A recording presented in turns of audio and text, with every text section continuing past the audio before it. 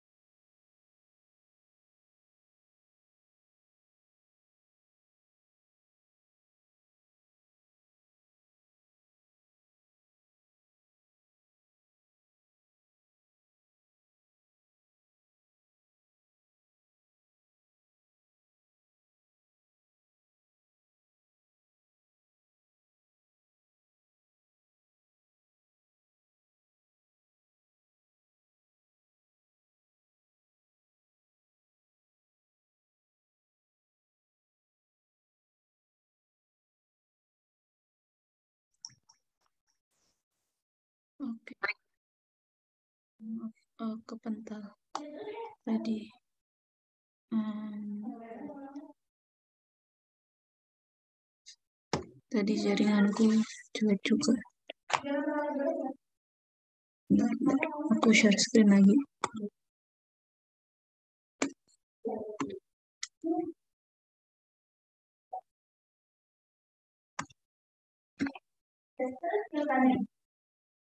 Oke, sepertinya Rafa sama Love masih belum bisa join. Oke, kita lanjutin aja. Jadi ini tadi ya apa bahas ikatan ionik. Jadi kalau ionik itu dia itu ada interaksi elektrostatik antara ion logam dengan anion. Jadi ionik itu cuma terjadi antara logam dan non logam. Nah, non logamnya itu nggak non logam aja sih sebenarnya, juga yang apa namanya, yang penting ada logam dan anion. Nah, anionnya ini itu bisa terdiri dari non logam atau poliatomik. Nah, poliatomik itu maksudnya kayak misal ion okso, jadi kayak misal apa ya, SO4 SO4 2 dan kawan-kawannya yang kayak gitu, itu poliatomik. Nah, kalau ikatan ionik itu biasanya apa namanya, akan membentuk garam, sebuah garam. Nah, contoh dari ikatan ionik ini tuh ada NaCl, NaNO3, terus NH4Cl. Nah, proses apa namanya, ikatan ionik itu ini Na-nya ini melepaskan satu elektron, terus Cl-nya itu menerima satu elektron. Jadi kayak serah terima elektron kan kalau ionik itu. Nah, terus jadi ionik itu saling ada yang memberi, ada yang menerima. Tapi kalau kovalen itu konsepnya ikatan yang terbentuk karena adanya penggunaan elektron secara bersama-sama. Jadi saling meminjamkan elektron, bukan saling memberi, tapi saling pinjam untuk memakai bersama-sama kalau ikatan kovalen. Nah, ikatan kovalen itu ada yang polar dan non polar. Jadi jenis ikatan kovalennya itu ada polar. Mohon maaf, gimana ini? Bentar, kenapa jaringanku kebentar terus ini? Aku udah pakai hotspot tapi masih belum bisa.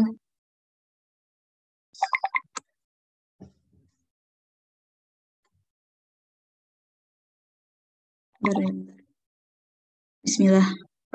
Semoga jaringannya nggak keluar lagi.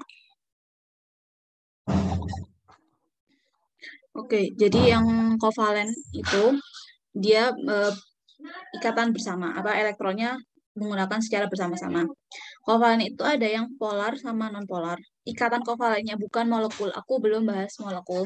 Jadi bahas ikatannya, jenis ikatannya itu ada polar sama non polar.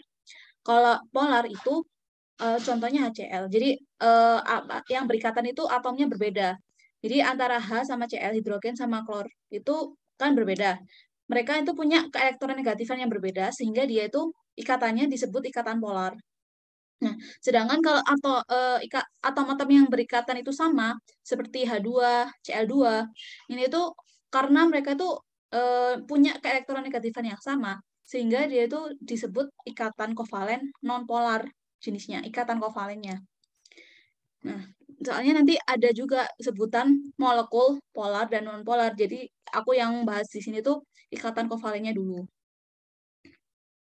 Nah, terus ya, kalau misal yang tadi apa namanya, yang padatan itu sorry, yang ikatan ionik kalau dalam bentuk fasa padat dia itu akan membentuk sebuah kisi kristal yang kayak gini, apa namanya, contohnya itu kayak apa namanya, biasanya tuh eh, ini akan dipelajari lebih lanjut, tapi aku akan kayak kasih gambaran dulu. Nah, kalau misal ionik itu biasanya nanti kayak membentuk sebuah pola kalau di dalam bentuk padatan. Nanti kayak selang-seling antara Na plus sama Cl- itu akan selang-seling kalau di dalam padatan. Makanya kenapa kalau padatan ionik itu bisa menghantarkan listrik karena mereka itu apa namanya, saling saling mentransfer elektron gitu. Jadi kayak bisa menghantarkan listrik kalau dalam fasa padatan, meskipun dalam fasa padatan. Sedangkan kalau apa namanya, yang kovalen atau yang lainnya itu nggak bisa. Nah, terus ini aku ngenalin kalau apa ikatan dalam suatu ikatan, apa namanya, struktur molekul itu ada namanya sebutannya struktur Lewis ya. Bentukan struktur Lewis itu kayak gini, yang ada ini N2 itu kan dia berikatannya itu triple bond atau rangkap 3. Jadi kayak apa namanya, ad, uh, nitrogen itu butuh 3 elektron. Dia kan elektron valensnya 5 ya. Butuh 3 elektron buat oktet, supaya oktet. Sedangkan Cl itu dia elektron valensnya 7. Jadi kayak butuh 1 untuk oktet. Nah, ada istilahnya. Kalau yang berikatan itu disebut pasangan elektron ikatan atau PEI singkatannya yang sering kita sebut. Sedangkan kalau yang ini yang nggak berikatan atau bebas itu namanya pasangan elektron bebas. Kenapa pasangan? Karena selalu ada 2 elektron. Nah, terus ini ya contoh dari ikatan kovalen polar. Antara O sama H-nya itu polar. Karena dia berbeda atom. Nah, terus gimana sih cara menggambarkan struktur Lewis yang simple, yang apa ya, yang mudah dipahami? Jadi yang pertama, unsur yang paling kurang elektronegatif biasanya merupakan atom pusat. Nah, terus ada keterangan atom H itu tidak pernah menjadi atom pusat karena alasannya itu atom H itu sangat kecil, jadi kayak susah untuk jadi atom pusat. Nah, terus yang kedua, atom oksigen tidak akan terikat dengan atom oksigen lain kecuali pada molekul ini, O2 dan O3. Jadi apa ya, kayak ya oksigen itu cuma ada 2 ini bentuknya, O2 sama O3 aja. Terus pada asam okso, atom hidrogen biasanya terikat pada, oh enggak sih, ini sebenarnya bukan aturan, tapi kayak apa namanya, bukan cara menuliskan apa namanya, struktur Lewis, tapi kayak aturan apa aja yang boleh, apa aja yang nggak boleh dalam menggambarkan struktur Lewis. Yang ketiga itu pada asam okso, atom hidrogen biasanya terikat pada atom oksigen. Nah, tidak berikatan dengan atom pusat kecuali untuk H3PO3 di mana terdapat satu atom H yang terikat pada atom P, pada atom pusat. Jadi maksudnya kayak gimana? Jadi misal pada asam okso, kan asam okso itu kan contohnya kayak ini H2SO4, H3PO4, terus HNO3. Ini pokoknya yang ada oksigen-oksigennya itu, dan dia punya H, itu namanya asam okso. Nah, itu biasanya kalau kita gambarkan struktur Lewisnya, atom hidrogennya itu selalu berikatan sama O. Nah, makanya apa namanya, ini contohnya H2SO4. Dia itu ikatannya kayak gini. H2SO4. Nah, makanya dia itu bisa melepaskan H+ karena H-nya itu berikatan sama O. Yang apa ya? O itu kan sangat elektronegatif, sedangkan H itu sangat elektropositif. Jadi kayak kayak perbedaan keelektronegatifnya itu sangat jauh, sehingga dia tuh kayak mudah untuk diputusin dan menjadi ini ion SO42-. Jadi kayak melepas 2H+ kan ya. Nah, itu karena dia itu ikatan sama O kalau asam okso. Sedangkan ini kenapa ada pengecualian untuk H3PO4? Karena kalau H3PO4, kalau kita perhatiin, H3PO4 itu kan kayak gini. O-nya ada, P itu kan elektron valensinya 5. Ini 1, 2, 3, 4, 5. Ya. Sorry, ini H3PO3, sorry. Aku salah ininya. H3PO3. Nah, ini kayak gini. Nah, jadi kalau yang H3PO3 itu hanya satu hidrogennya itu langsung mengikat P-nya, fosfornya. Sedangkan dua-duanya ini itu mengikat O.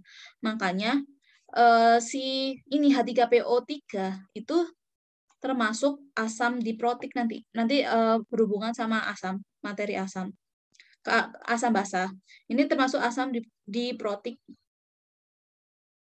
Maksudnya ada cuma bisa melepaskan 2H+ karena satu H-nya itu langsung mengikat P. Jadi kayak susah putus karena ikatan kovalennya itu lumayan kuat antara H sama P. Berbeda dengan antara O sama H ini. Ini tuh lebih mudah dilepas daripada yang ini. Jadi ada pengecualian gitu buat asam ini fosfor, asam okso senyawa fosfor. Terus yang keempat, untuk molekul atau ion yang mempunyai lebih dari satu atom pusat, biasanya digunakan kerangka utama yang simetris. Jadi apa namanya? Contohnya itu apa? Misal HCN. Ya, misal HCN. Ini kan kayak kita nggak tahu ya apa namanya HCN. Misal kita nggak tahu struktur HCN itu seperti apa. Apa namanya? Yang jelas apa namanya? Atom pusatnya itu nggak boleh H, karena hidrogen dimanapun juga itu nggak boleh jadi atom pusat karena dia sangat kecil. Yang pertama, aturan pertama. Terus antara C sama N. Nah, kalau kita lihat lagi yang ini apa namanya aturan utama, unsur yang paling kurang elektronegatif biasanya merupakan atom pusat. Antara N sama C itu kan yang lebih elektronegatif kan N. Nah, jadi yang kurang elektronegatif itu C-nya. Jadi C-nya itu akan jadi atom pusat. Nah, makanya nanti gambar si HCN-nya itu kayak gini. HCN.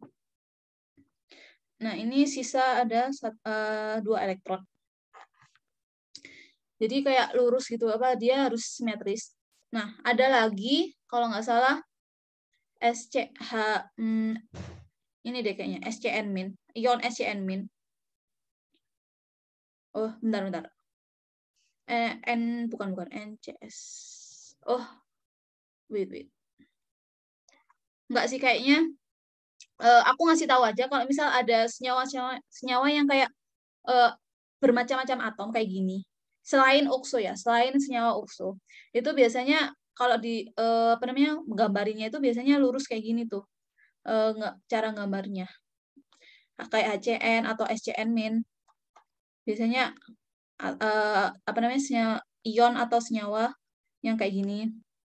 Dan kawan-kawannya itu dia nanti di gambarnya itu lurus-lurus aja gitu. Biasanya, kebanyakan kayak gitu. Terus yang berikutnya, yang pertama itu gambarkan kerangka utama dari molekul atau ion. Jadi apa ya? Kalau kalian masih belum bisa apa namanya gambar struktur Lewis, kalian bukan gambarkan ya, kayak nempatin atom-atomnya tadi. Jadi ini ya kerangka buat H2SO4. Misal kalau kalian belum tahu H2SO4 kayak gimana, ya udah tempat-tempatin aja apa namanya siapa yang kira-kira jadi atom pusat, terus siapa yang akan berikatan dengan siapa gitu loh.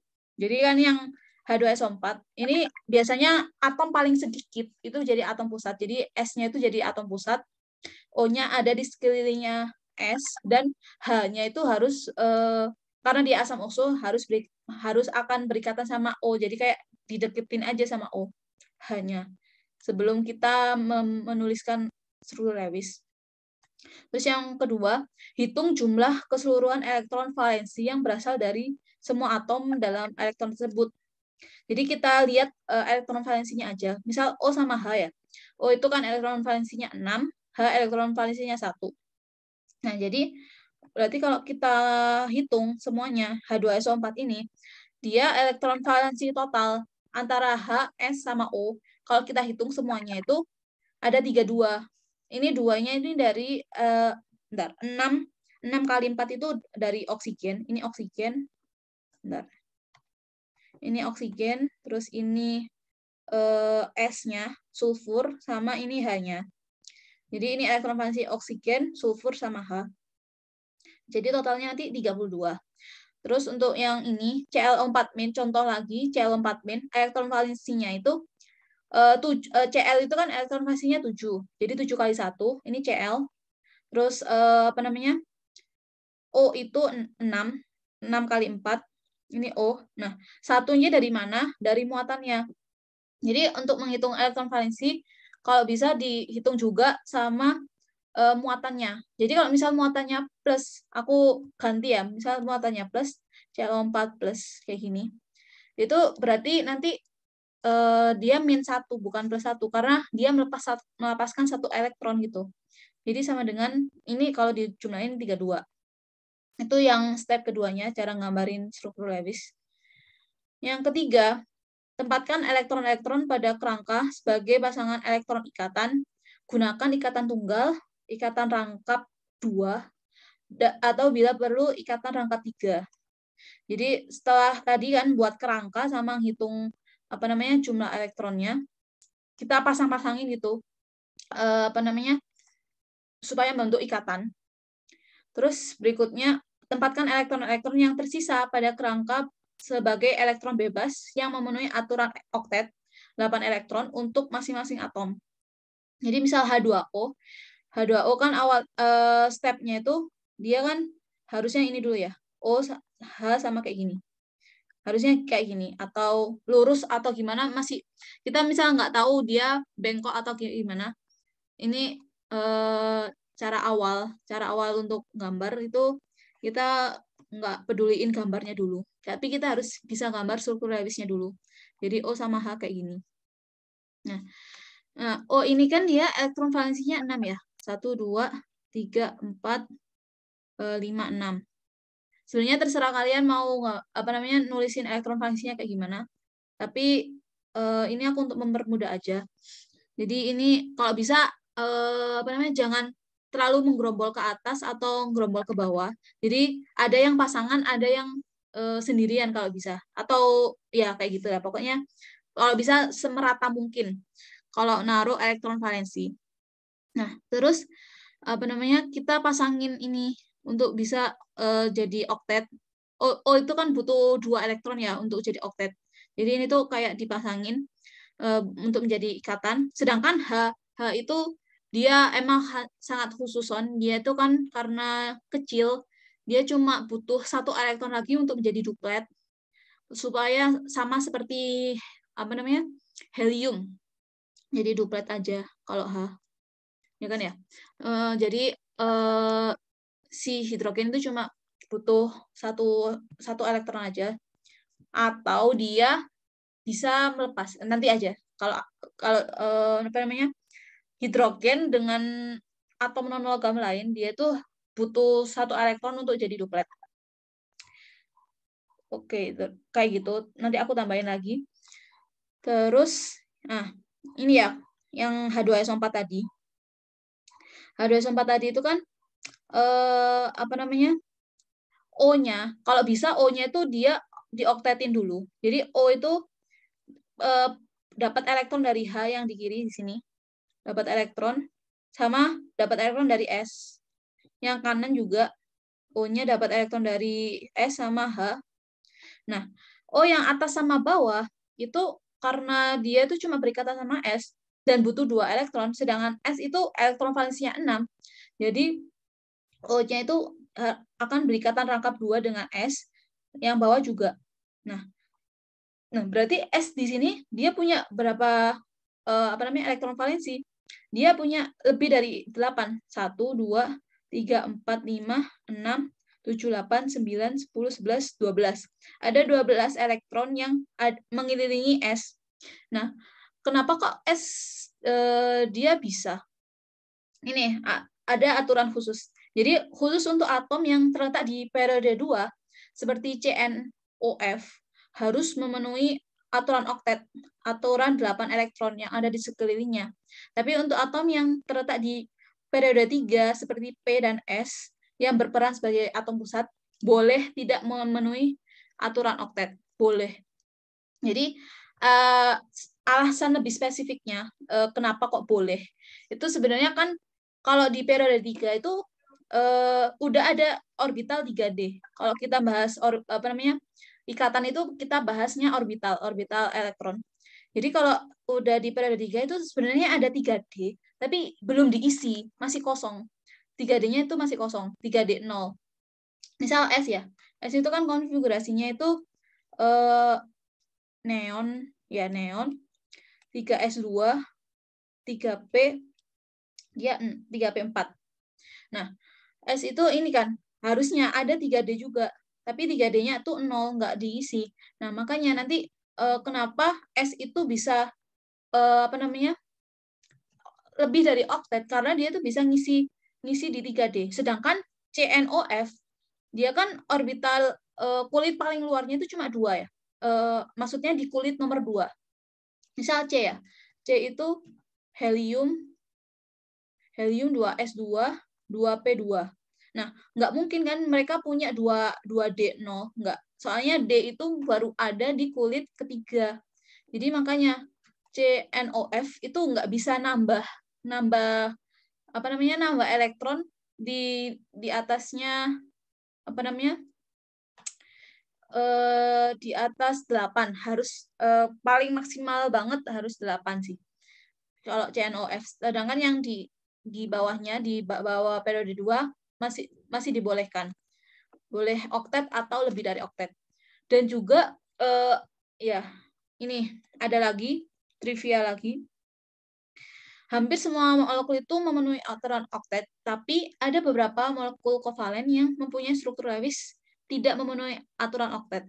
Beberapa molekul memiliki atom pusat dengan elektron valensi kurang dari 8. Contohnya ini BeCl2 sama Bf3. Nah, beryllium. Beryllium itu dia meskipun ada di golongan 2A atau apa namanya alkali tanah, dia itu memiliki sifat yang unik. Jadi dia itu hampir kalau misal berikatan sama BeCl2 itu dia itu ikatannya kovalen, meskipun dia termasuk logam tapi dia itu kayak setengah-setengah, ada sifat logamnya sedikit, ada non logamnya. Tapi kalau berikatan lebih ke non logam. Jadi ikatan Be sama Cl ini tuh dia termasuk apa namanya ikatan kovalen. Kovalen bukan ionik. Nah, ini kan kalau Be dapat ikatan kovalen sama Cl, dia itu kan berarti total apa namanya elektron valensinya Be itu ada 1, 2, 3, 4. Cuma ada 4 elektron, masih belum oktet. Sama juga Bf3. Bf3 itu dia B boron, itu cuma ada 3 kan ya elektron valensinya. Nah, F itu dia cuma butuh 1 aja. Jadi kita pasangin kayak gini. F itu kan ada 6 ya. 7 elektron valensi F itu. Nah, kita pasangin satu-satu kayak gini. F-nya udah oktet, tapi B-nya cuma ada 6 elektron yang ada di sekelilingnya. Cuma ada 6 elektron, harusnya kan 8. Tapi ada, sebenarnya ada. Jadi ada juga, selain lebih dari oktet, ada juga aturan kurang dari oktet. Cuma dikit sih kalau kurang dari oktet. Ya contohnya BeCl2 sama Bf3. Itu ada senyawanya di alam ada. Jadi makanya boleh. Nah, ini molekul lain elektron valensinya lebih dari 8 juga ada PCl5. PCl5 itu ini P itu ada 5 ya. Ada Cl juga. Cl itu ada 7 elektron valensinya. Nah, pokoknya kan Cl itu butuh 1 ya, butuh 1 buat oktet. Jadi ini kayak berikatan satu-satu PCl5. Nah, P-nya itu ada 10 elektron di sekelilingnya, makanya dia bisa oktet karena dia ada di periode 3. Nah, kayak gitu. Nah, terus ini kemarin sebenarnya aku harusnya ngasih latihan soal di link apa namanya? Di link Gform. Tapi karena aku salah itu apa ngirim, makanya kayaknya kalian belum ada yang nyoba sepertinya. Tapi sekalian aja aku bahas di sini latihan soalnya. Jadi kemarin tuh aku nulisin ini ada soal suruh gambarin struktur Lewis dari masing-masing senyawa ini. Nah, yang pertama itu ada BeCl2. Jadi BeCl2 itu struktur Lewisnya kayak gini. Be itu cuma ada 2 elektron valensi, sedangkan Cl ada 6. Terus yang kedua itu CO2. CO2 itu dia kan C itu sebenarnya 4, ada 4 elektron valensi, O 6. Nah, jadi C-nya itu akan berikatan rangkap 2 sama O supaya dia jadi oktet. Nah, kalau kayak gini dia udah jadi oktet. Kalau dia apa namanya? Rangkap, berikatan rangkap, dan O-nya juga oktet. Terus ini yang ketiga ada HCN. HCN itu yang aku gambarin tadi, C-nya butuh C-nya itu 4 elektron, H-nya 1, N-nya itu 5 ya. 5 berarti dia itu butuh 3. Butuh 3 elektron dari C. H-nya di sini butuh 1 elektron. Terus yang keempat itu HCO. HCHO yang ini keempat. Nah, ini agak unik apa namanya? Enggak sih. Apa namanya? C-nya kan 4 ya. 4 elektron. Ada O, ada H. Nah, pasti ya si H-nya itu dia bukan asam okso. Kenapa? Ya, ini sebenarnya itu sih apa? Dia senyawa organik. Dia senyawa organik. Tapi bukan asam gitu. Jadi dia bukan asam okso, makanya H-nya itu tidak berikatan sama O, tapi berikatan langsung sama C-nya. Nah, makanya C-nya itu dapat elektron apa namanya? Sumbangan elektron, pinjaman elektron dari H, 2H-nya ini sama 2 dari O, oksigen. Makanya C-nya ini udah oktet, O-nya juga oktet, dapat 2. Terus yang 5 BF3 tadi udah aku jelasin ya yang di atas. Dia kayak gini, dia kurang dari oktet. Terus yang CH4 ini, nah CH4 itu kayak biasa, karena C itu 4 elektron valensinya, dia satu-satu sama H. Masih gampang yang CH4. Sama BCl5. BCl5 itu kita gambarin satu-satu aja, ikatan tunggal semua. Terus yang 9 itu NH3. Nah, NH3 itu dia apa namanya? Satu-satu juga. Nah, ini tuh udah oktet NH3. Terus fun fact-nya, bentar aku kasih notes ya. Aku kasih notes di sini. Kalau yang pertama, C itu cuma bisa apa ya? Karbon hanya bisa max tangannya cuma 4. Tangan itu apa namanya, kayak berikatan gitu loh. Jadi satu ikatan itu aku anggapnya satu tangan gitu loh, biar gampang. Jadi C itu kalau bisa max-nya itu cuma ada 4. Terus kalau N itu max cuma bisa ada 4 juga. Nah, meskipun N itu 5 elektron, punya apa namanya, elektron valensinya itu 5, tapi dia itu max cuma 4. Itu dan 4 pun itu kayak M-nya tuh agak anormal, kayak nggak normal gitu, anomali gitu. Jadi itu ya fun fact-nya di sini. C cuma 4 dan N itu max cuma bisa 4 juga. Meskipun dia meskipun segolongan sama P, tapi dia nggak bisa buat tangan 5, itu nggak bisa. Sangat mustahil. Terus ini yang SF4. SF4 itu S kan 6 ya. Sisa 2 yang nggak berikatan sama F. Terus ada yang nomor 11 itu ICl3. ICl3 itu I itu kan 7. I itu 7 dipakai 3 berikatan sama Cl, sisanya 4. Nah, 4 di sini jadi 2 PeB. Bukan ada 4 elektron bebas, tapi 2 pasangan elektron bebas istilahnya. Terus yang 13 itu XeF2. Nah, XeF2 itu apa namanya, berikatan dua elektron berikatan sama F. Terus 6 elektronnya jadi 3 pasangan elektron bebas. Ini aku pisahin. Ada 3 elektron bebas. Sama yang 14 IF5. IF5 itu ini juga I-nya jadi atom pusat karena dia paling sedikit dan kurang elektronegatif. Jadi dia punya 1 PeB. Terus yang 15 itu XeF4. Nah, ini juga unik. Kenapa xenon itu apa, logam mulia, gas mulia bisa berikatan meskipun dia sudah oktet, karena dia itu tadi hampir mirip alasannya sama kayak yang sulfur sama fosfor tadi. Dia masih punya orbital D atau orbital lain yang kosong, sehingga bisa bisa dibuat berikatan sama senyawa lain. Sedangkan bentar, seingat aku kan heboh negara Arab karena serangan ranjau. Serangan ranjau. Nah, seingat aku yang bisa berikatan atau membentuk senyawa Kr sama xenon.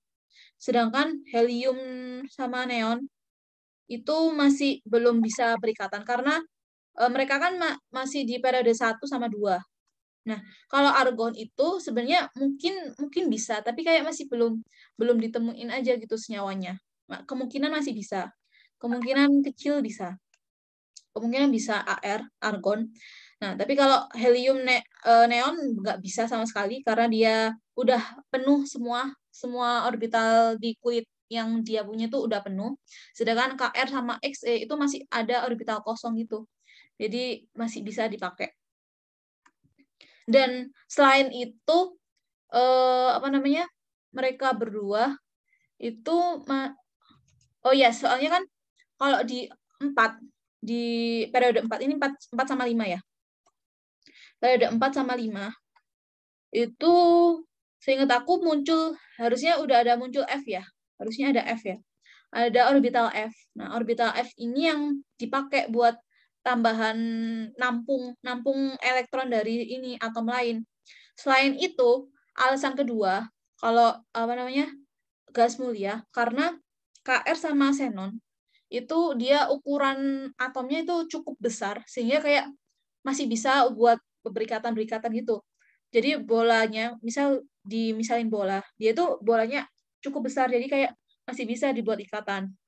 Nah kan, kalau helium neon itu juga sangat kecil ukurannya, jadi kayak susah banget kalau mau berikatan.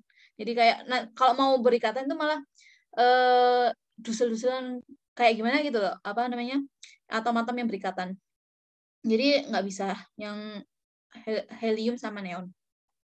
Oke, itu fun fact-nya. Jadi mungkin bisa buat tambahan-tambahan. Terus yang berikutnya, aku jelasin muatan formal. Nah, muatan formal ini itu mungkin kalian, aku nggak tahu ya, di kelas diajari atau enggak. Tapi seingat aku, kalau di SMA jarang diajarin muatan formal.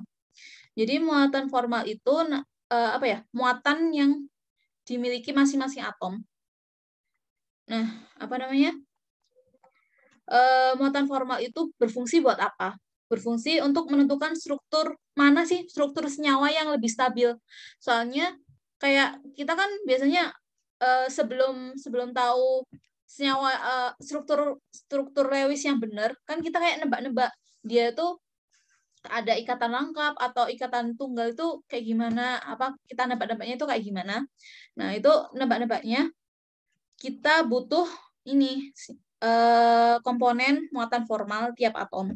Jadi, kalau suatu struktur Lewis ya, struktur senyawa bisa dikatakan stabil kalau muatan formal dari atom-atomnya itu biasanya nilainya paling kecil atau 0. Kalau bisa 0 semua. Tapi kalau maksa apa ya?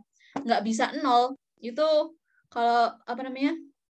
Dipilih yang paling kecil, masing-masing atomnya paling kecil. Oke, kita langsung cara ngitungnya itu elektron valensi suatu atom dikurangin jumlah jumlah ikatan yang ada di sekelilingnya dibagi 2 dikurangin sama elektron bebas yang ada di sekelilingnya. Nah, contohnya ini H2O, aku kasih contoh di H2O ini. Jadi atom O itu kan dia elektron valensinya 6. Terus ada 2 pasangan ikatan. Jadi kan ada 2 pasangan ikatan. Nah, kalau ada 2 di sini itu kan berarti jumlah elektronnya itu 1, 2, 3, 4. Totalnya itu 4. Nah, dibagi 2 gitu loh. Dibagi 2 dikurangin sama 4. 4 ini punyanya siapa? 4 ini adalah apa namanya? PEB yang nggak dipakai buat ikatan. Nah, kalau kita hitung semuanya, 6 dikurangin 2 dikurangin 4, itu hasilnya 0. Maka muatan formalnya si oksigen itu 0. Nah, terus kalau H gimana cara ngitungnya? Kalau H ini kan dia elektron valensinya 1. Terus yang di sekelilingnya, dia itu cuma ada apa namanya? 2 elektron. 2 elektron, 2 apa namanya? Gimana ya? Ya, ini satu ikatan. Satu ikatan itu butuh sepasang elektron. Jadi di sini tuh ada 2 elektron. Makanya dibagi 2. 2 dibagi 2, terus dikurangin 0. Kenapa 0? Karena di H ini tuh udah nggak punya elektron bebas. Makanya H ini apa namanya? dia muatan formalnya 0 juga. Gampangannya sebenarnya muatan formal itu tinggal, kalau aku udah nggak pakai rumus lagi sekarang hitungnya. Cuma ini aja sih, jumlah elektron valensi dikurangin sama elektron yang ada di sekitar atomnya. Jadi misal O ini, aku kasih contoh lagi ya, yang tanpa hitungan, maksudnya langsung tanpa rumus ya, tanpa rumus. O ini kita ingat-ingat aja, O itu elektron valensinya 6. Nah, 6 itu ada 4 elektron bebas yang ada di atas, sama 2 elektron yang dipakai berikatan. Jadi yang dipakai itu, yang kita lihat itu yang elektron yang paling dekat aja. Jadi yang elektron ini nggak usah dilihat. Elektron yang ini nggak usah dilihat. Ini nggak usah dilihat. Jadi totalnya itu 1, 2, 3, 4, 5, 6. Nah, berarti 6 kurangi 6 sama dengan 0. Nah, terus aku contohin yang lain, itu ini ada contoh ClO4 min. Nah, ClO4 min-nya itu ada di siapa sih sebenarnya? Jadi, kalau misal ada ion-ion seperti ini tuh, biasanya muatan minusnya itu ada di salah satu atom, tapi kita nggak tahu di mana. Nah, makanya kita hitung. Coba, kan gambarnya kayak gini ya, kalau ClO4 min. Nah, Cl-nya itu, dia elektron valensinya 7. 7, terus berikatan 7 juga buat buat atom-atom sekitarnya itu dipakai 7 elektronnya itu dipakai semua. 1, 2, 3, 4, 5, 6, 7. Nah, makanya Cl-nya itu dia muatan formalnya 0. Nah, terus di sini ada 2 macam O. Ada O yang berikatan rangkap sama O berikatan tunggal. Kalau yang rangkap itu kita ngitung muatan formalnya 6. Dia elektron valensinya 6 dikurangin 2. 2 itu yang dipakai buat berikatan ini. Sama dikurangi 4. 4 itu yang bebas. Jadi 0. Nah, terus kalau O yang tunggal kayak gimana? Ini yang O yang tunggal. Yang ikatan tunggal. Nah, O yang ikatan tunggal itu kan dia 6 ya. Terus yang dipakai berikatan cuma 1. Cuma 1 elektron. Terus yang di sekelilingnya itu ada ada 6 elektron bebas. Jadi totalnya itu dia muatan formalnya itu min 1. Makanya ClO4 min itu, minnya itu pasti ada di salah satu O yang ikatannya tunggal. Kayak gitu untuk cara menghitung muatan formal.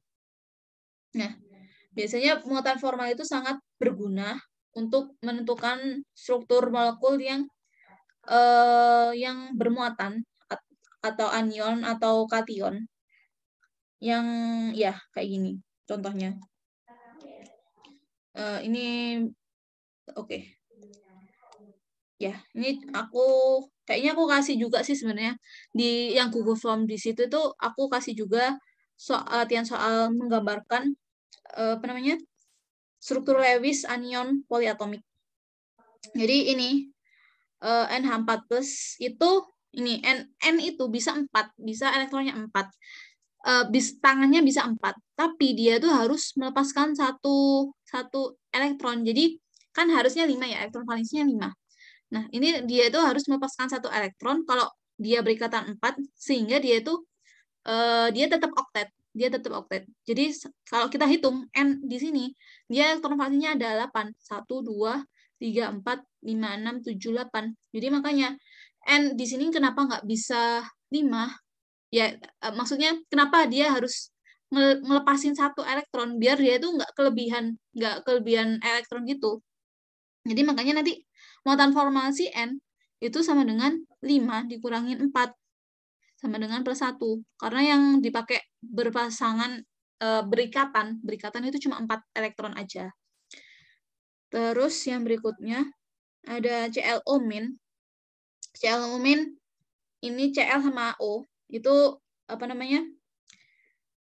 karena cuma 2 atom. Kalau 2 atom ya kita terserah menentuin atom pusatnya siapa. Kalau cuma terdiri dari 2 jenis atom atau 2 atom aja jumlahnya, Jadi di sini kita hitung CL-nya itu kita apa namanya? Sebenarnya ini kayak kan bingung ya. Dia harusnya ikatan tunggal atau rangkap. Kenapa? Karena kan O itu sebenarnya butuh 2 elektron buat apa namanya? Buat eh, buat oktet. Nah, sebenarnya CLO main itu kemungkinannya itu ada 2. Bisa kayak gini. Bisa yang kayak di gambar di sini atau ini. 1, 2, 3, 4. Nah, kayak gini. Bisa kayak gini. Nah, tapi kita hitung dulu masing-masing antara yang atas sama yang bawah. Itu kayak gimana? Apa namanya? Gimana ya? Bentar, bentar. Ini kayaknya gini deh. Bentar. Kayaknya gini. Ya. 1, 2, 3, 4, 5, 6, 7, 8. Oh ya, kayaknya seperti ini. Nah, kalau kita hitung yang atas, muatan formalnya O itu sama dengan 6 dikurangin 4 dikurangin 2. 2 yang berikatan sama dengan 0. Tapi buat yang CL-nya itu kan 7. Dikurangin 2 dikurangin 6 sama dengan wait. 1, 2, 3, 4, 5. Iya benar. 6 berarti 1, 2, 3, 4, 5, 6, 7, 8. Iya, ya benar. 1, 2, 3, 4. Ya, 6. Oh ya, berarti dia -1. CL-nya -1. Sedangkan yang bawah, O-nya itu yang -1. Kalau kita hitung 6 minus 1 minus 6 dengan -1. CL-nya yang 0. 7 kurangin 6 kurangin 1 sama dengan 0. Nah, aku ganti warna biar nggak bingung. Kayak gini kan ya.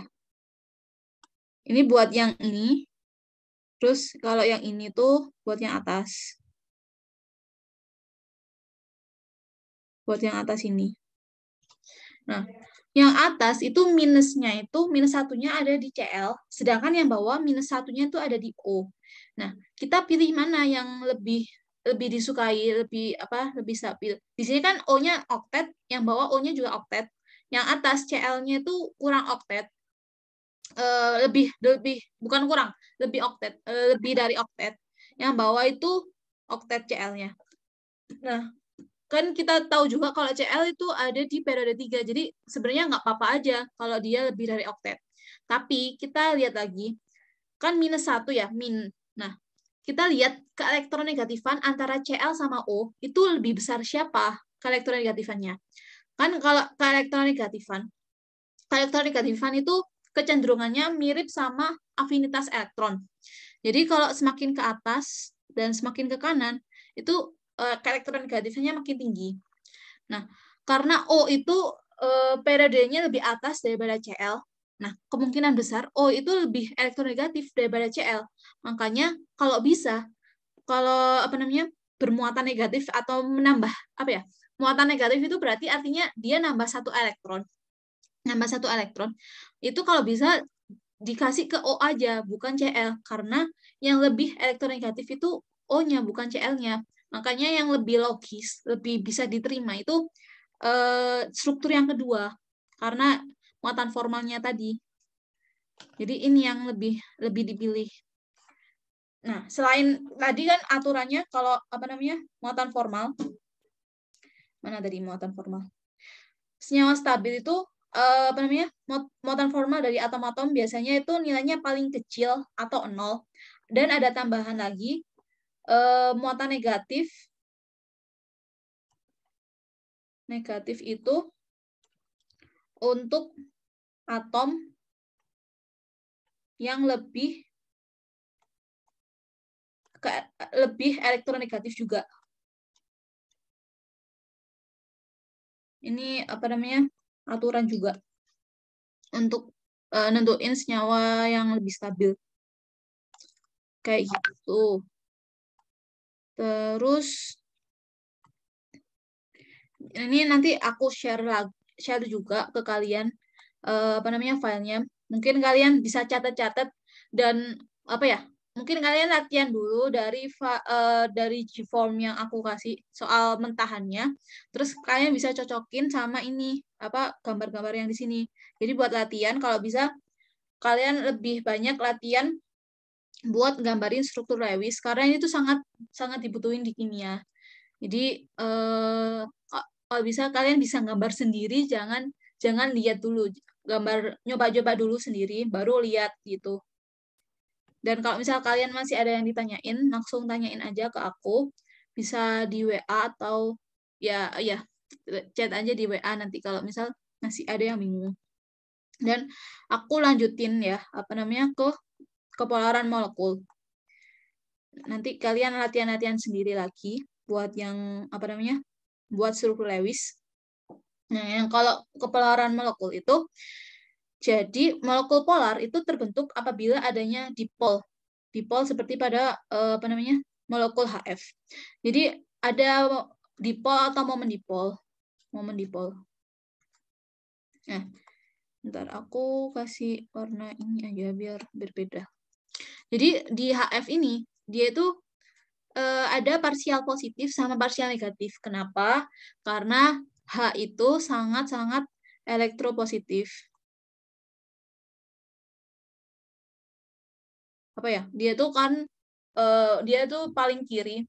Pokoknya yang atau H itu kan sebenarnya termasuk logam alkali, tapi bukan termasuk logam. Dia masih termasuk non logam, tapi bagiannya tuh di logam gitu. Jadi dia tuh sangat-sangat elektropositif.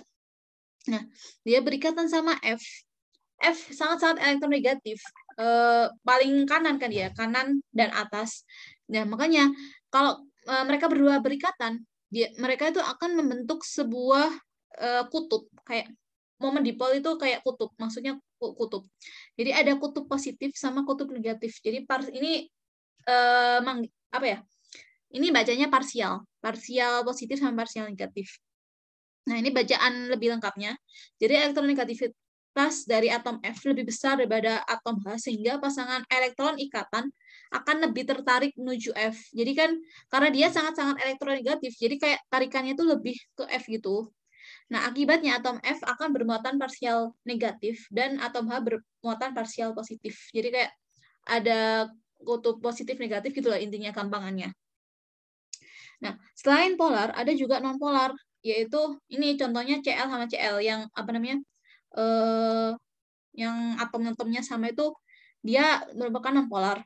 Nah, momen dipolnya tuh 0. Jadi dia itu termasuk molekul non-polar. Dia itu molekul diatomik. Cl2 itu merupakan molekul diatomik yang tidak ada beda elektronegativitas. Jadi, misal elektronegativitasnya Cl itu 2 ya, Cl2. Nah, kan kalau kita hitung selisih ke elektronegativitasnya kan 0 ya. Jadi apa ya? Kayak seimbang gitu loh. Tarikan ke kanan sama ke kirinya itu seimbang. Makanya dia momen dipolnya 0 dan dia termasuk molekul non-polar. Soalnya yang tadi aku bahasnya ikatan polar dan non-polar, sekarang molekulnya. Nah, untuk menentukan kepolaran molekul, kita butuh bentuk molekul. Nah, bentuk molekul itu kita pelajarin setelah menggambar struktur Lewis. Kalau kalian udah bisa nggambarin struktur Lewis, kita bisa nggambarin bentuk molekul suatu senyawa itu kayak apa sih sebenarnya. Nah, ini untuk molekul yang bentuknya simetris, contohnya BeCl2, BF3, CH4 sama SF6. Mereka semua itu non-polar. Kenapa? Karena apa ya? Kayak tarikannya itu sama. Momen dipolnya itu 0. Ini BeCl2 ya. Sama-sama ke kanan sama ke kiri. Kayak saling meniadakan. Sehingga momen dipolnya 0. Terus BF3 juga. Kayak dia itu simetris dan apa ya? Pokoknya kalau atom-atom yang berikatannya itu sama semua, itu biasanya dia bakal jadi molekul non-polar. Terus ini juga CH4. CH4 itu dia termasuk non-polar karena dia atom-atomnya sama. Kalau misal aku ganti satu aja ya, atom H ini aku ganti jadi Cl. Nah, dia tuh udah jadi nggak non-polar lagi. Kenapa? Karena kan Cl itu lebih elektronegatif daripada C. Nah, berarti nanti apa namanya? Dia itu ikatan, bentar ya, tarikannya itu malah ke Cl gitu. Tarikannya itu malah ke Cl. Pokoknya beda tarikan gitu, beda arah gitu loh. Jadi kayak panah-panah itu kayak arah tarikan elektronnya gitu. Terus ini ikatan, jadi ini ada penjelasannya. Ikatan antara C dan H itu ikatan kovalen polar, tetapi molekul CH4 mempunyai sifat nonpolar. Jadi ada senyawa atau molekul punya ikatan kovalen polar, tapi sifat dari molekulnya sendiri itu dia nonpolar. Jadi kayak gitu perbedaan antara ikatan kovalen polar dengan molekul polar atau nonpolar kayak gitu. Kepolaran molekul dan kepolaran ikatan. Nah, bila di polipol setiap ikatan itu tidak dapat saling meniadakan, maka akan terbentuk molekul polar. Contohnya H2O. H2O meskipun dia simetris, kelihatannya simetris, tapi dia itu kayak apa namanya? Dia sebenarnya punya kutub sebenarnya. Tarikannya atau momen dipolnya itu enggak nol, enggak saling meniadakan. Jadi ini tuh ke atas. Terus ada juga PEB di sini. PEB itu juga apa ya? Juga bukan menentukan, berpengaruh terhadap kepolaran suatu molekul. Jadi ini tuh lebih cenderung ke atas. Jadi kayak nggak ada yang meniadak. Gimana ya bahasanya? Kalau misal ada sesuatu ya, sesuatu atom, bentar. Jadi di H2O itu tarikannya tuh ke atas semua, ke O semua sebenarnya, ke O semua. Dan nggak ada yang menetralisir. Jadi kayak nggak ada yang meniadakan, nggak ada yang melawan tarikan ini. Jadi malah momen dipolnya tuh ke atas. Kalau yang ini H2O, makanya dia polar. Sedangkan NH3 juga sama kayak H2O tadi. Dia itu tarikannya ke N. Dan dia juga punya PEB. Nah, PEB itu ya antara H2O sama NH3 itu sama-sama punya PEB. Makanya dia itu juga termasuk polar. Karena ini tadi ada PEB-nya. Jadi kayak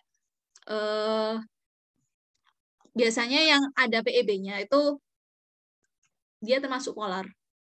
Soalnya PEB itu juga mempengaruhi momen dipol.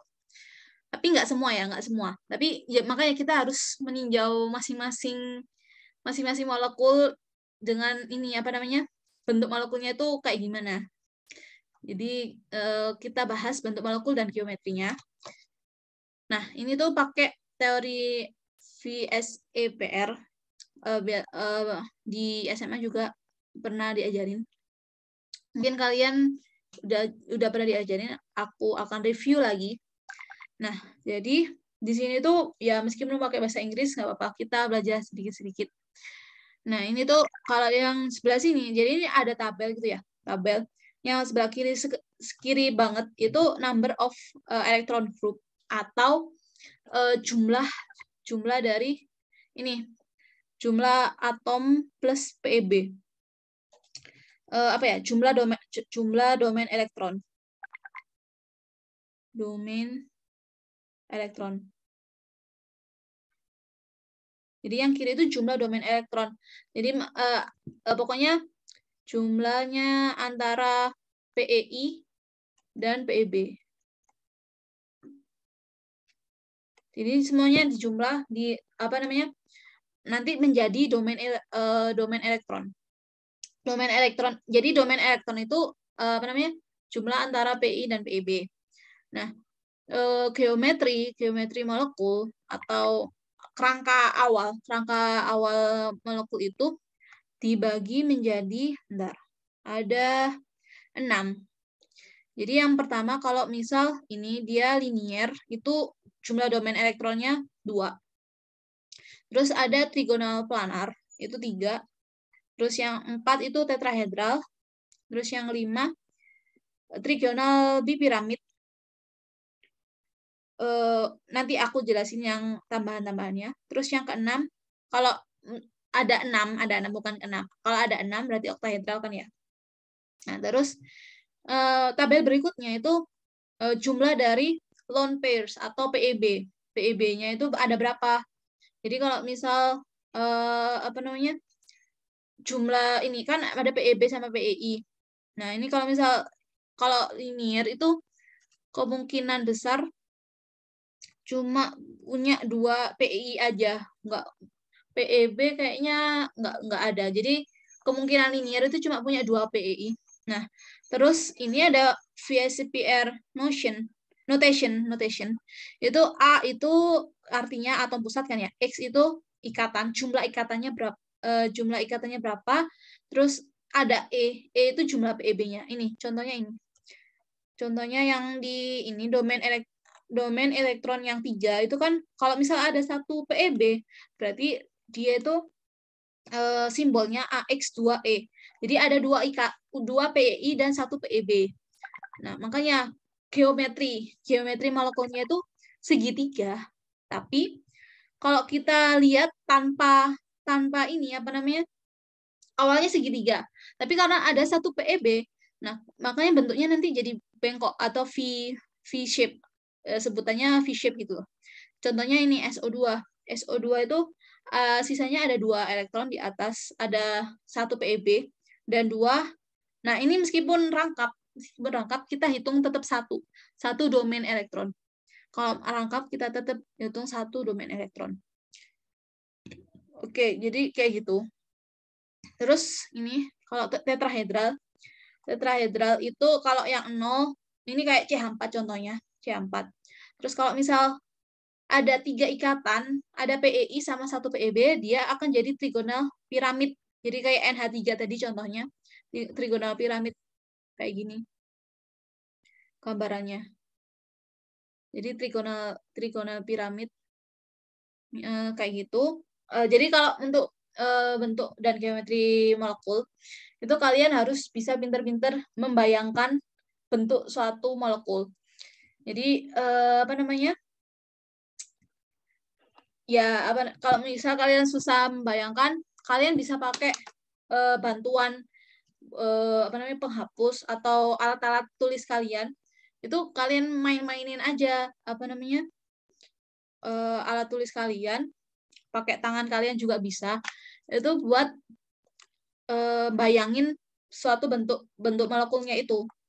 Nah, jadi ini tuh kan aku lanjutin, ini kan trigonal piramid ya. Kalau ada 1 PEB. Kalau ada 2 PEB, ini dia bengkok atau V-shape. Contohnya di H2O. Ini ada 2 PEB sama 2 PEI. Jadi awalnya itu tetrahedral, karena ada 2 PEB alias ada yang hilang, ya nggak ada atomnya, jadinya dia bentuknya kayak V-shape gitu. Nah, terus ada tambahan kalau misal ada satu ikatan 3 PEB alias apa namanya kayak gini. Contohnya di HCl. HCl itu linear. Jadi sebenarnya ini nggak wajib di itu juga dihafalin, tapi dipahamin biar kalian kayak bisa menebak-nebak sendiri bentuk molekul itu apa namanya ada apa aja. Kalau yang ini tuh ada 1 ikatan 3 PEB. Kalau 1 ikatan ya menurut aku 1 ikatan itu selalu linear gitu ya. Kalau ada 1 ikatan, jadi kayak bisa termasuk apa ya? Bisa kalian catat termasuk ke domain tetrahedral 4 domain atau enggak juga boleh, opsional ini. Yang ini. Nah, ini opsional. Karena kalau 1 ikatan aja, meskipun banyak PEB-nya, itu pasti bentuknya akan linear. Kalau cuma ada 1 ikatan HCl, HF, pokoknya yang cuma ada 2 atom itu biasanya linear sih. Nggak mungkin bentuk lain. Terus yang domain ikatannya domain elektronnya ada 5. Jadi kalau 5 ini kan trigonal bipiramid. Ini bayanginnya kayak gimana? Jadi kayak bayangin aja ada piramida itu Mesir gitu ya. Ada 2 atas sama bawah. Jadi piramida yang alasnya segitiga itu ada di atas sama bawah. Makanya namanya B itu 2, artinya 2, bipiramid, atas sama bawah. Nah, biasanya kalau bentuk-bentuk molekul itu kalian juga paling ada soal-soal kayak sudut-sudut ikatan ya. Kalau sudut-sudut ikatan itu kalau yang atas nanti aja deh. Aku jelasin sudut ikatan nanti aja. Aku bentuk molekul dulu aja. Nah, ini untuk yang khusus untuk ini apa namanya? Domain elektron 5 jika nilai PEB tidak sama dengan 0, PEB akan menempati posisi ekuatorial terlebih dahulu sebelum posisi aksial. Maksudnya gimana? Jadi kalau misal ini ya contohnya ada 4 PI, 1 PEB. Nah, ini itu PEB-nya itu ada di posisi ekuatorial. Jadi kalau di samping itu ekuatorial. Ingat-ingat aja ekuatorial bumi gitu, ekuatorial. Sedangkan aksial itu yang di atas, Nah, jadi kalau di samping itu ekuatorial, yang di aksial itu di atas gitu. Nah, makanya kalau ini khusus ini yang 5, domain 5 itu dari samping dulu. Ngisinya dari samping atau ngambil ya bayanginnya itu PEB-nya ditaruh samping dulu. Nah, terus kalau udah sampingnya sampai habis, yang berikutnya kan ini ada PEB yang 2. PEB 2 itu bentuknya T-shape. Yang atas kan sisau atau jungkat-jungkit. Ya, kan bentuknya kayak jungkat-jungkit kalau kita lihat dari samping. Jungkat-jungkit. Nah, terus kalau yang bawah ini tuh 2 ya PEB-nya. Dia jadi kayak huruf T. Huruf T. Contohnya ini CLF3. Huruf T. Terus kalau ini apa ada 3 PEB-nya, itu dia akan linier. Contohnya XEF2. Kayak gitu. Nah, ini juga apa yang aku bilang, nggak semua yang ada PEB-nya itu polar, molekul polar. Karena XEF2 sama XEF, nanti XEF, ada satu lagi, XEF4. Itu mereka termasuk non-polar, karena mereka itu meskipun ada ini PEB-nya, dia tetap simetris. Jadi tarikannya itu cuma ke atas sama ke bawah doang. Jadi meskipun ini tuh ada dorongan, dari PEB, tetap apa ya, kayak saling meniadakan gitu loh, tarikan dari ini. Dan PEB-nya itu juga karena PEB-nya tuh ada di ekuatorial, sama-sama di ekuatorial, dorongannya itu kayak saling meniadakan juga. Jadi kayak gitu. Enggak, dia itu termasuk non-polar. Nah, terus yang oktahedral. Oktahedral itu yang domain elektron totalnya itu ada 6. Ini yang pertama SF6, kayak gini bentuknya. Terus kalau oktahedral, yang maksudnya sayang ada 1 PEB. Nah, ada perbedaan dari 5 sama 6. Kalau 6 itu yang kita apa ya, PEB-nya itu kita taruh di bawah dulu. Di aksial, maksudku di aksial, boleh atas boleh bawah. Tapi kalau yang 5 tadi kan di ekuatorial ya. Tapi kalau yang ini 6 itu di aksial dulu. Nah, ini makanya bentuknya square piramid atau piramida segi 4 karena alasnya segi 4. Contohnya ini BRF5. Terus kalau ada 2 PEB itu atas sama bawah diambil, jadinya segi 4 planar. Jadi segi 4 planar yaitu ini XF4. Nah, kalau XF4 itu juga dia non-polar. Non-polar. Kenapa? Karena dia tuh ini kan saling menarik ya. Ini saling menarik. Ini saling menarik. Nah, si PEB-nya itu cuma dorong ini ya, dorong atas sama bawah aja, kayak ini tuh kayak nggak ada dorongan gitu. Jadi kayak nggak ada momen dipol, nggak ada kutub di ini di XF4. Jadi dia termasuk non-polar. Nah, terus ngomong-ngomong untuk sudut ikatan, aku bahas sudut ikatan. Jadi kayak geometri biasa sih sebenarnya. Kalau segitiga ya trigonal planar, itu kita lihat aja ini dibagi 3 aja. Kalau dibagi 3 kan berarti satu ininya 120 derajat ya. Nah, terus kalau misal yang ada 1 PEB-nya itu kenapa kok dia apa namanya? Derajatnya berkurang 119 bukan 120? Karena si PEB-nya itu sedikit mendorong ikatannya ada di sampingnya. Jadi sedikit mendorong ke kanan sama ke kiri. Makanya dia kayak agak menyempit karena ada dorongan dari PEB. Nah, makanya kalau kayak gini itu dia termasuk polar. Dia polar nanti. Kalau yang ini tuh polar. Terus kalau yang ini tetrahedral itu apa ya? nggak tahu ngitungnya dari mana 109,5, tapi biasanya gampang ingat. Oh, ternyata semuanya ini kepental semua ya. Oke, apa? Karena jamnya udah jam 3 juga, mohon maaf. Aku tadi di akhir-akhir kemental. Pokoknya intinya ini ya, aku sampein dikit. Ini soalnya di record juga, nanti bisa dilihat lagi ya. Sampein dikit. Ini tadi ya yang apa namanya sudut sudut ikatan. Pokoknya kalau ada PEB itu dia apa bisa mendorong sehingga sudut ikatannya mengecil. Gitu aja sih. Apa namanya untuk PEB.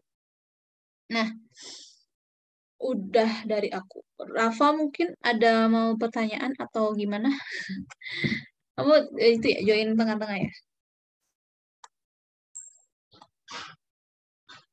Halo Rafa? Atau masih ada di sini atau bagaimana? Oh, sudah Kak. Iya, terima kasih. Oke, oke. Oke, nggak apa-apa. Mungkin yang lain ke close. Oke. Oke, sekian aku ini cukupin. Assalamualaikum warahmatullahi wabarakatuh.